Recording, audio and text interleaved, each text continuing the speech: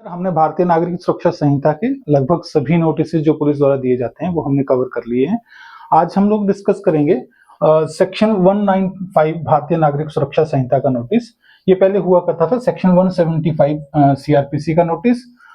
तो ये पुलिस द्वारा किस सूरत में दिया जाता था? जब पुलिस ऑफिसर किसी इंक्वेस्ट प्रोसीडिंग को, मर्ग रिपोर्ट को तैयार करता था।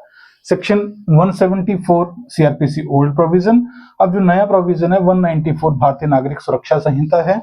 इसमें जब भी पुलिस ऑफिसर किसी व्यक्ति की मृत्यु के कारणों की जांच करेगा तो उसमें जो वो इंक्वेस्ट प्रोसीडिंग करेगा, इंक्वेस्ट रिपोर्ट प्रिपेयर करेगा, उसमें अगर किसी गवाह को उसने बुलाना है तो उसमें ये नोटिस दे पाएगा। अब इसका मेन ये है कि 195 भारतीय नागरिक सुरक्षा संहिता का नोटिस है, ये रिटन फॉर्म में होना चाहिए। ये जो पुलिस द्वारा इंक्वेस्ट रिपोर्ट तैयार की जाती है उसमें अगर दो विटनेसेस रखने हैं, इंडिपेंडेंट विटनेसेस का जो प्रोविजन है अगर उसको रखना है तो इन दो इंडिपेंडेंट विटनेसेस को शामिल तफ्तीश होने के लिए ये नोटिस दे सकेगा। और उसके बाद किसी ऐसे व्यक्ति को जो जिस व्यक्ति की मृत्यु के बारे में जांच की जा रही है उसके बारे में कुछ तथ्यों के बारे में अगर कोई जानकारी रखता है तो ये नोटिस भी उनको दे पाएगा। पहले क्या था 175 सीआरपीसी में कोई ऐसा बार नहीं था कि किसी व्यक्ति को ये नोटिस नहीं देना है, लेकिन अभी जो भारतीय नागरिक सुरक्षा संहिता की सेक्शन 195 आई है उसमें कुछ एक कैटेगरीज के लोग, कुछ एक लोगों को जो है उसमें से रिलैक्सेशन दी गई है कि पुलिस द्वारा उनको जो है पुलिस स्टेशन में नोटिस देके नहीं बुलाया जा सकता। आइए जान लेते हैं किनको नहीं बुलाया जाएगा। ये कंडीशन सेम है जो हमने 179 भारतीय नागरिक सुरक्षा संहिता में डिस्कस की थी, या पुराने वाला जिसमें जो सेक्शन होता था 160 सीआरपीसी। तो इसमें सबसे पहली कंडीशन है कि किसी भी व्यक्ति को जो पुरुष है उस जिसकी उम्र 15 साल से कम है उसको पुलिस स्टेशन में नोटिस देके नहीं बुलाया जा सकता। जो 60 साल से ऊपर के व्यक्ति हैं उनको जो है पुलिस स्टेशन में नहीं बुलाया जाएगा।